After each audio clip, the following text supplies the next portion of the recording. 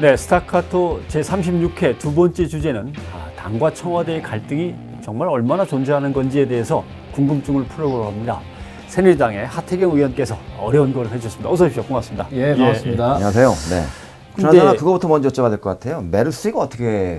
그렇죠. 네? 사실 사람들이 이제 작년에 세월호를 겪으면서 정신 속에 남아있는 그 트라우마가 있단 말이에요. 가만히 있으라고 하면은 낭패 본다. 그리고 그렇죠. 정부는 계속 초동 대응부터 불안감만 키우면서 마땅히 하는 거는 없어 보이는데 뭔가 일은 계속 커지고 있고 이런 트라우마가 굉장히 크게 남아있다 보니까 그렇죠. 이번 메르스도 쟤들은 못 믿겠다. 가만히 있으면 죽더라. 그러니 어떻게라도 해봐야 되겠다. 국민들이 느끼는 아까 김갑수 대표가 얘기하신 예전의 트라우마가 다시 증폭돼서 또 나타나는 이 현상. 그러니까 이럴 때 보통 우리가 당정청의 긴밀한 그 코업을 하면서 국회에서 좀 서포트할 부분들은 서포트할 부분들이 있을 테고 또 정부에서 이제 하는 일들에 대한 보고를 받으면서 제대로 되고 있는지에 대해서 점검하고 지침을 내릴 건 또 하면서 코업이 이루어져야 되는데 지금 청와대가 이제 그런 것들을 거부하고 있단 말이에요. 거부하고 있죠. 제가 볼 때는 메르스에 대한 지금 민심을 제대로 파악을 못하고 있는 것 같아요. 예. 그러다 보니까 지금 뭐 지자체에서 정부 못 믿겠다, 자기도 이러고 튀어나온 거 아니에요. 지금 말씀하신 게 중요하신 것 같아요. 어떻게든 청와대를 끌어내서 당청이 만나가지고 약간 뭐 하는 모습을 보여주셔야지 되는 거가 맞는 것 같습니다. 왜냐하면 여당과 청와대가 만나서 뭔가 막 긴박하게 뭐라도 해야 된다고 몸부림치는 모습을 보여야만 지역 조직이든지 아니면 지역 의회든지 이런 모습을 아마 일관성 있게 같이 보여주고. 근데 이제 그래서 이제 오늘 모신 이후로 이제 자연스럽게 넘어가게 되는데. 그런가요? 예. 이제 그런 당정청의 그 회의나 회동 자체를 거부하고 있는 게 일단은 지금 국회법 개정안 때문에 청와대가 이제 화가 난 거 아닙니까? 그렇게 봐도 되는 거죠? 이유는 이제 겉으로는 바쁘다 이렇게 얘기하는 거지만 하의원은 어떻게 해석하세요? 지금 청와대에서 주장하는 것은 신뢰관계가 깨졌다. 당과 청 사이에. 그렇기 때문에 만나는 것이 큰 의미가 있느냐 이런 이야기가 나오는데 그 일을 해야 되잖아요. 어쨌든 뭐 일시적으로 신뢰관계가 깨질 수 있지만은 실제로 깨졌는지도 확인해 볼 필요가 있어요. 왜냐하면 그 뭐 전화로 통화를 하고 또 새벽에 왔다 갔다 오간 이야기이기 때문에 이것을 다르게 해석할 수도 있는 것이고 그래서 그 진심이 뭐였는지 그냥 개무시를 한 건지 아니면 좀 더 다른 무슨 생각이 있었는지 이런 걸 확인하기 위해서라도 우리가 서로 말이 다르면 대질신문한다고 그러잖아요. 뭐 그런 맥락에서도 빨리 만날 필요가 있는데 그럼 사실관계는 아까 이제 사실관계라는 표현을 쓰셨는데 그 국회법 밤에 왔다 갔다 이렇게 하면서 사실은 뭐예요? 근데 제가 볼 때는 그런 것 같습니다. 이제 청와대에서 강제성이 있는지 없는지 여야 만나가지고 결론을 내달라라고 요청을 했잖아요. 실제로 강제성이 없으면 청와대도 걱정할 필요가 없어요. 그렇지 않습니까? 그렇죠. 강제성이 없다는 이야기는 개정하기 전 법과 근본적인 차이가 없다는 거거든요. 때문에 뭐 여당 원내대표는 청와대의 그 의미는 강제성이 있으면 하지 말고 강제성이 없으면 해라. 그러니까 본인이 볼 때는 명백히 사실 야당이 좀 우기는 게 있어요.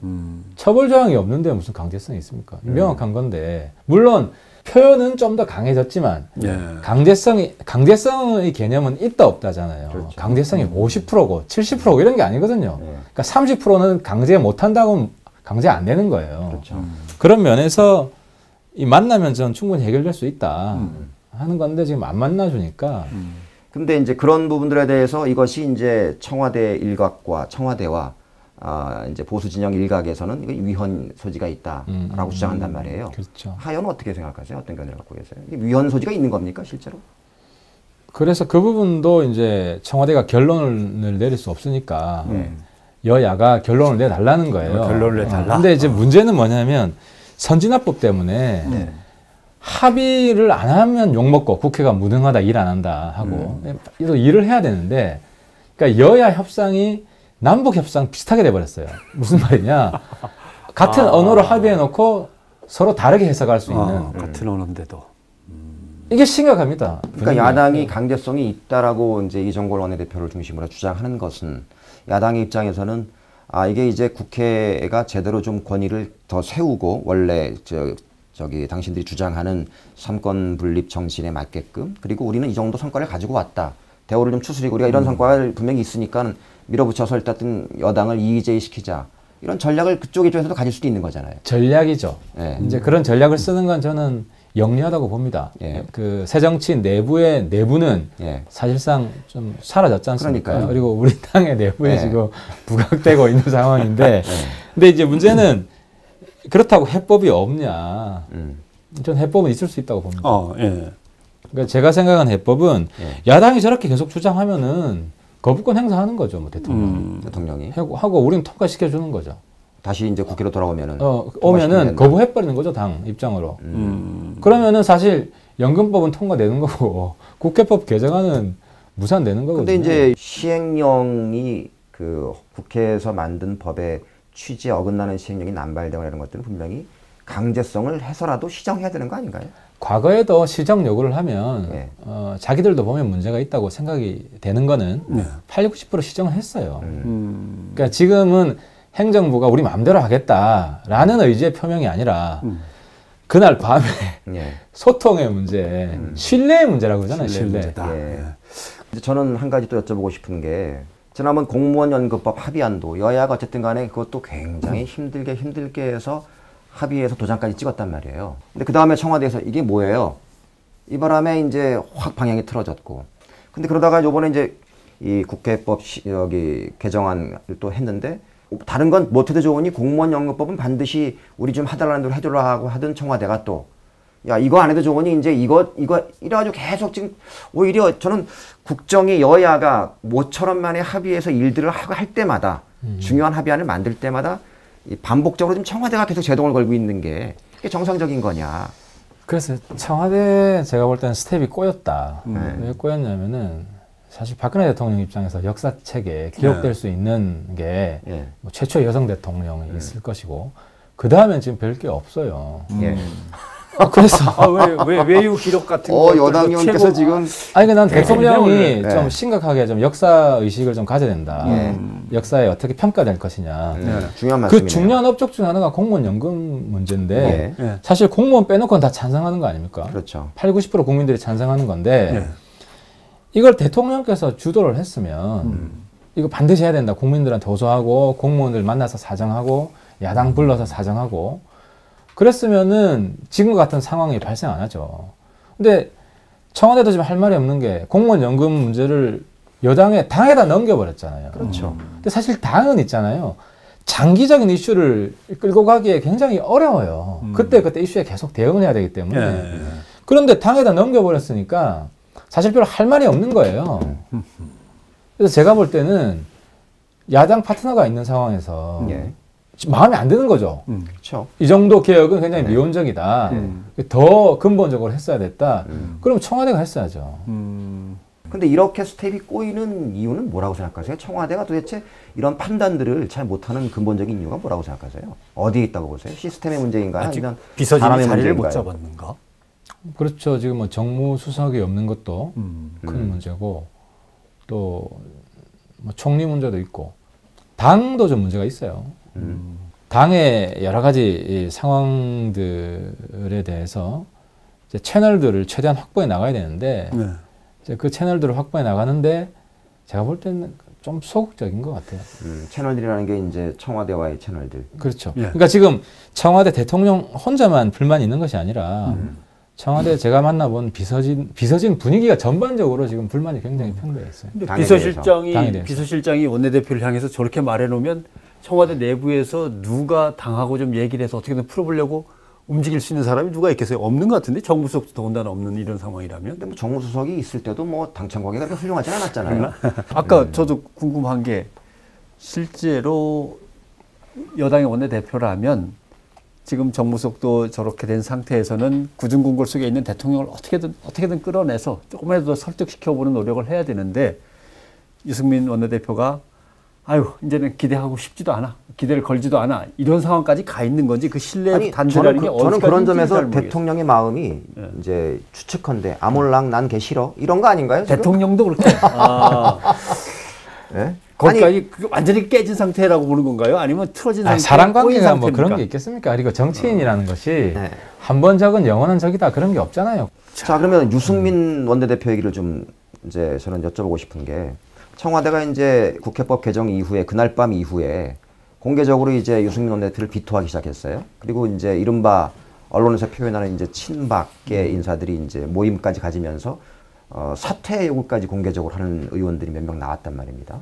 근데 사실은 지금 원내대표 선출된 지 몇 달 안 된 상태이고 또 의원총회와 이런 그 절차적인 민주주의를 다 거친 사항에 대해서 다 자신들도 다 거기에 의총에 있었고 그렇게 해서 합의한 내용들이 저기 하의원 주장하신 것처럼 야당이 그렇게 뒤에 해석 가지고 우기든 말든 귀책 사유는 별로 없어 보이는데 객관적인 입장에서 봤을 때 사퇴하고 이런 얘기가 나오는 게 정상적인 건가요? 어떤 건가요? 그 뭐 저도 장관들 사퇴하라는 이야기 뭐 가끔씩 하는데 뭐 저는 할 수 있다고 봐요. 근데 네. 유승민 원내대표도 좀 더 신중했으면 하는 게 일단 통과된 거잖아요. 국회법도. 그러면 불만 있는 쪽을 좀 이해해주고 감싸주고 해야 되는데 계속 나를 세우는 모습을 보였어요. 그래요?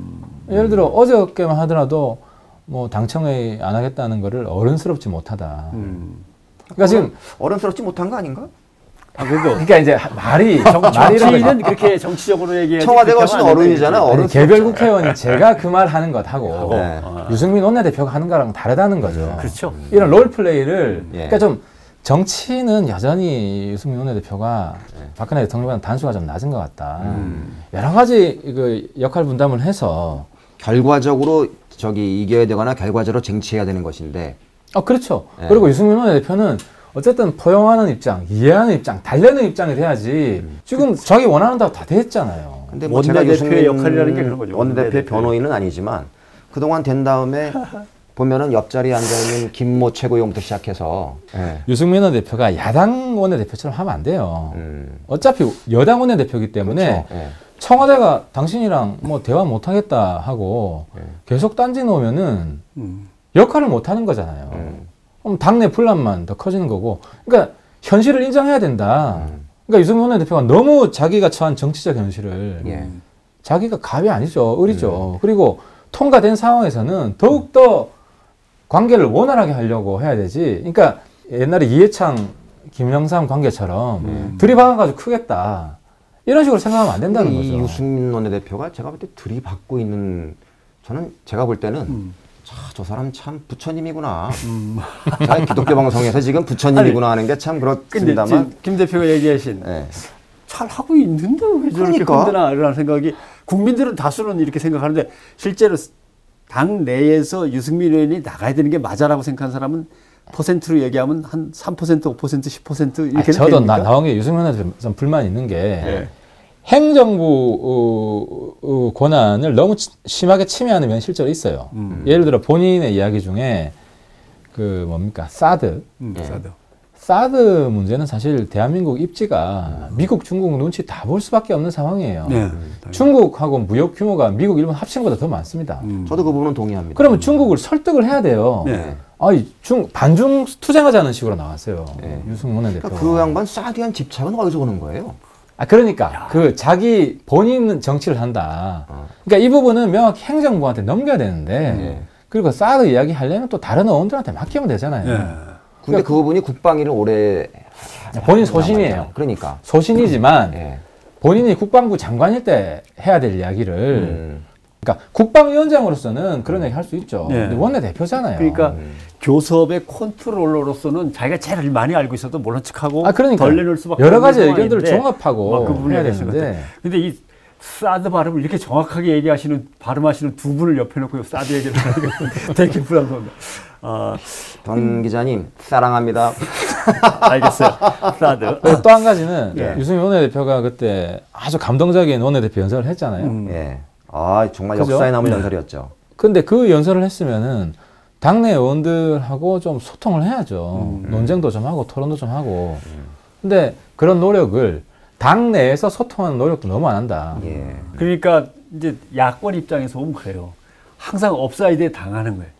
틀림없이 저거는 야권이 먼저 얘기해야 될 것 같은데 유승민 의원이 샥 가갖고 먼저 인터셉트 해갖고 틀림없이 업사이드 했는데 이제 심판은 길을 안 들어주니까 또 당했다 생각하는데 이 여당 내에서 이런 논란이 계속되면은 야권은 은근히 즐기겠어요. 그리고 대통령도 좀 이게 불만이 있을 수밖에 없는 것이 경제 민주화 복지를 처음 당대표로 주창해서 대통령 된 분이 박근혜 대통령이잖아요. 네. 그거를 사실을 또 거기다가 또 만들어준 양반이 유승민 유승민 의원이었잖아요. 그러면은 네. 그러면은 청와대랑 각을 세울 것이 아니라 나는 경제 민주화 복지 2기를 하겠다. 이런 정치적 계승 차원에서 해야 되는데 그게 이런 점은 싹 빼버리고 증세 없는 복지는 허구다. 마치 박근혜 대통령이 이 복지 안 하는 대통령인 것처럼 이거 대립각을 세워야 될 때가 아니라는 거죠. 복지를 많이 하고 있다고는 생각하세요, 의원님? 아니, 그러니까 박근혜 대통령이 못하는 부분을 하는, 그러니까 정치적으로 그렇더라도 이어나가야겠다는. 그렇게 표현했으면 안 된다. 그렇죠. 정치적으로 박근혜 대통령을 자꾸 배척하는 워딩을 한다는 거죠. 대통령께서 자꾸 말씀하실 때 정부는 이래야 된다, 정부는 이래야 된다 말씀하시란 말이에요. 그게 뭐냐면 그러니까 자기 일이 아닌 것 같이 얘기하신단 말이에요. 꼭 국회에 있을 때, 야당일 때 정부를 향해서 하시는 말씀처럼. 그런 화법에 대해서는 어떻게 생각하세요? 사사건건 개입하게 되면 대통령이 정쟁의 중심에 있게 됩니다. 그래서 정쟁에서 한 발 떨어져 있는 대통령이 전체를 관할한다. 그런 이미지 메이킹에는 아주 좋다. 그리고 지금 야당이 계속 대통령을 정쟁의 중심에 끌어놓고 싶어 하지만 잘 안 말려들잖아요. 그래서 많이 조용해졌어요. 우리나라가. 근데 그게 근데 단점은 나서야 될 때도 안 나서요. 그러니까요. 본인이 그거 당신 일이란 말이에요. 그렇죠. 당신 일인데 남의 일처럼 말씀하시니까. 근데 그렇게 되는 이유가 뭐냐면 대통령 프로젝트를 정해야 됩니다. 앞으로 3년 남았잖아요. 저는 한 2개만 정했으면 좋겠어요. 통일 쪽에 하나, 국내 쪽에 하나. 그래서 이 부분은 자기가 반드시 챙기겠다. 그리고 나머지 부분은 역할 분담을, 권한 이임을 하는 방식으로 갔으면 좋겠고, 뭐 그렇게 되면 그런 화법의 문제는 많이 해결될 거라고 거기에 생각해요. 필요한 거 하나. 국무총리는 통과가 돼갖고 이번에 무사히 뭐 국무총리가 업무 수행을 할 수 있을까요? 야당이 뭐 이렇게 약점을 제대로 잡느냐 문제인데 지금까지는 뭐 그렇게 아주 치명적인 그렇게 보세요? 아직까지는 치명적인. 어느 정도 돼야 치명적인 거예요, 도대체? 그러니까 오히려 이렇게 느끼는 거예요. 치명적인 어느 한 건 요거는 넌 못 빠져나가. 아니 그러니까 방어할 수 있느냐. 뭐 예를 들어 지금 신검 단마진 판정 나오기 일주일 전이다. 그렇죠. 근데 그럼 병무청에서 이제 그게 문제가 있었다라고 하게 되면 문제가 커지지만 그거 진실을 아는 병무청에서 그건 날짜 표기에 오류다 이러면 뭐 어떡하겠습니까? 아니 왜 하필이면 병무청 이런 데가 다른 일들은 다 잘하는데 하필 그런 때만 늘 오류가 있냐는 거예요. 왜 도대체. 근데 이런 불안인 거예요. 그러니까 설명을 잠깐 하다 못했는데 이것만큼은 빠져나갈 수가 없겠지라고 하는 게 한 건 있는 것보다 저 사람은 무슨 일을 처리하든 이 테두리 안에서 못 벗어나고 편견을 갖거나 아니면은 자기만의 완고한 그 생각을 갖고 왜곡시키겠구나 하는 걱정이 더 큰 거 아닌가. 그게 더 사실은 결격사유 아닌가 이런 생각도 드는 거죠. 그럴 수도 있겠죠. 국민들은 그런 걱정을 하는 것 같아요. 그 인터넷 혹시 본인 이름 한번 쳐보시나요? 검색창에? 자주 쳐보죠. 그러면 그 연관 검색어에 보통 우리가 같이 나오는 게 변절자라는 게 나온단 말이에요. 그렇죠. 어떻게 생각? 그런 걸 볼 때 어떤 기분이 드세요? 이제는 뭐 그렇게 볼 수 있죠. 이제 그렇게 볼 수 있는데 오히려 이제 그런 이야기가 자랑스러운 게 저는 이제 386을 안 쳐줘요. 세례상으로는 그렇지만 정신사적으로는 완전히 극복한 오히려 그러니까 혁신을 빨리 한 사람이다. 문명사에서는 안 쳐주신다. 혁신을 빨리 한 사람이다. 그래서 얼마나 다행인지 몰라요. 혁신을 빨리 하다는 사람이라는 얘기는 자평입니까? 타평입니까? 실제로 그렇잖아요. 그러니까 저는 혁신 486이라고 봅니다. 그리고 야당 내에서도 야권 내 많잖아요. 혁신 486의 목소리를 많이 내고 수구 486에 대해서 아주 격렬하게 지금 싸워야 될 때라고 생각을 해요. 지금 야당이 안 변하는 이유가요. 핵심적인 이유가 그거예요. 호남 기득권과 486 기득권인데 뭐 호남 기득권은 호남에서 처리하라고 하고 486 기득권은 지금 486 세대들이 자체적으로 정화를 해내야 됩니다. 그렇지 않으면은 80년대에 그렇게 민주화운동 열심히 해놓고요. 나중에 역사책에는 나라 망친 세대로 기록될 가능성이 많아요. 박태경 의원에게 486의 수구성이라든지 그 수구적 기득권은 어떤 것들이에요, 구체적으로? 근데 그건 사실은 지금 야권 지지자들 사이에서도 뭐만 하면 언젠가부터 뭐만 하면 저 486도 486도 그렇죠. 이렇게 돼 있는 게 아주 관성화돼 있단 말이에요. 돼버렸죠. 뭐냐는 거죠 도대체 그 하의원이 보시기에. 제가 볼 때는 가장 큰 게 본인이 혁신하셨다니까. 무능인 것 같아요. 무능. 예를 들어서 486들 중에 정치 빨리 한 사람들은 벌써 4번 출마했습니다. 그랬죠. 그리고 지금 야당의 보좌진들은 486 세대가 거의 다 장악했습니다. 사실 486 정당이라고 할 만한데 어떤 어려운 문제가 나왔을 때 해법을 제시하는 적을 본 적이 없어요. 그리고 명확히 쳐야 될 때 목소리를 내는 486을 제가 본 적이 없어요. 명확히 쳐야 됐다는 것은 본인의 신념과 다르거나 그렇죠. 또는 그러니까 뭐 순전히 자리에 연연한 게 아니냐. 저는 오히려 야당 같은 경우에 더 잃을 게 없는 지지율이 지금 15%에서 이제 왔다 갔다 하는 정당인데 더 잃을 게 없을 땐 그게 나쁜 짓이 아니라면은 뭐든지 하려고 시도를 해봐야 되잖아요. 근데 야당은 오히려 훨씬 더 그런 거예요. 이거 하면 어떻게 될까? 이런 지금 그 뭐랄까요? 새가슴화 돼버린 거예요. 언젠가부터. 저도 놀란 게 지난번 보궐선거 할 때 막 권노가 권 이런 분 나왔잖아요. 저 같으면 들이박죠.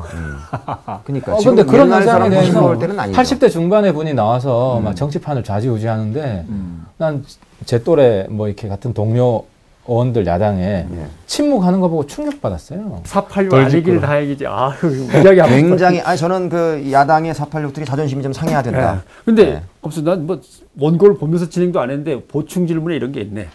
안철수 의원의 대통령 선거 출마를 어떻게 생각하십니까? 문재인 책임론을 어떻게 보십니까? 문재인 대망론을 어떻게 보십니까? 요거는 다음에 한번 다시 나오셔서 486에 안철수를 죽이면 안 되죠. 만약에 안철수 의원이 하태경 의원 지역구에서 출마 선언을 한다면 대환영이죠. 아, 환영. 저 이미 환영 의사를 표시했어요. 서로 윈윈할 수 있는 기회가 안철수 의원 아버님이 예. 그 해운대구에 사세요. 예, 거기 병원 조그만한 병원은 지금 안 하시고 병원 이길 자신이 하셨는데. 있으세요? 예? 이길 자신이 있으세요? 저는 뭐 그 싸움 붙는 것 자체만으로 영광이라고 생각합니다. 승패를 떠나서. 야, 알겠습니다. 자, 오늘 두 가지 이제 희망사항을 저희가 자, 하 의원께서 나중에 원내대표 되면 볼만하겠다. 안철수 의원하고도 한번 붙어보면 이것도 또 볼만하겠다. 한번 기대해 보겠습니다. 자, 정치를 지나치게 흥미 위주로 이렇게 바라보시는 경향인 것 같아요. 이래야 대박이지. 원내대표 이야기는 빼주시죠. 지금 혹시 당직이 있으신가요? 지금 혹시? 지금 없으시죠? 없습니다. 없습니다. 자, 오늘 새누리당의 하태경 의원 나오셔서 너무 좋은 말씀 많이 해주셨고 저에게 새로운 영감도 주신 거 감사합니다. 오늘 고맙습니다. 감사합니다. 예, 고맙습니다.